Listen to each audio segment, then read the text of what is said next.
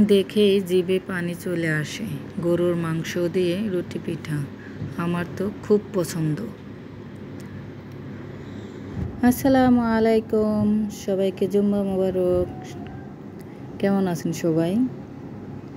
আশা করি নিশ্চয়ই ভালো আছেন। আমি আলহামদুলিল্লাহ ভালো আছি। আজ শুক্রবার মানেই তো আমাদের ঈদের মতন দিন সবারই। তো আজকে রান্না করব গরুর মাংস, মুরগির মাংস, পোলাও আর চালের গুঁড়ির রুটি পিঠা।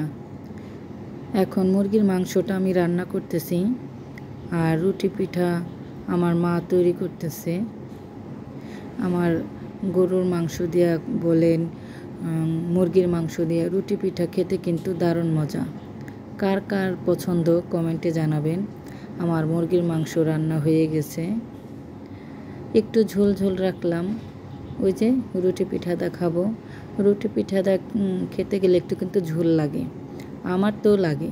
কার কেমন লাগে তা তো জানি না। আমাদের বাসায় সবারই একটু ঝোল হলে ঝোল দিয়ে রুটিগুলো ভিজিয়ে নিয়ে খেতে খুবই ভালো লাগে। সাথে পোলাও আছে।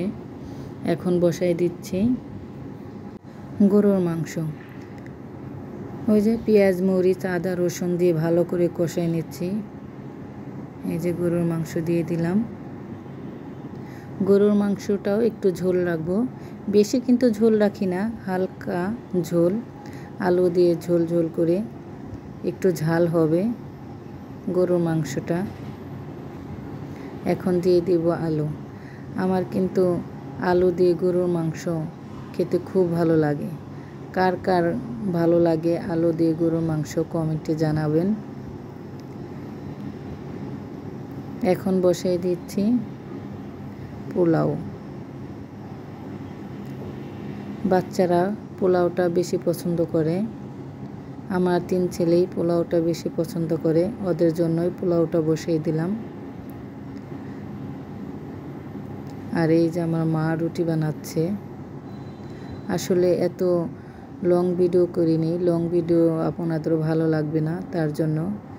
তো এই যে রুটি পিঠা কি সুন্দর ফুলছে, ওমা কি গরম। তো এই যে একটা একটা করে বসাই দিচ্ছি। আমার ভিডিওটি যদি ভালো লাগে লাইক, কমেন্ট, শেয়ার করবেন।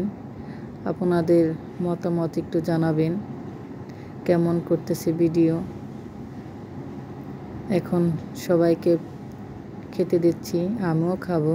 আর আগে ছেলেদের পোলাওটা দিয়ে নিচ্ছি।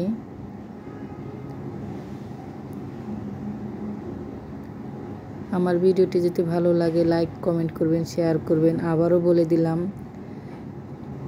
সবাই ভালো থাকবেন। গরুর মাংস দিয়ে রুটি পিঠা অসাধারণ একটা খাবার। কার কার পছন্দ কমেন্টে জানাবেন। আজকে এই পর্যন্তই। আল্লাহ হাফেজ।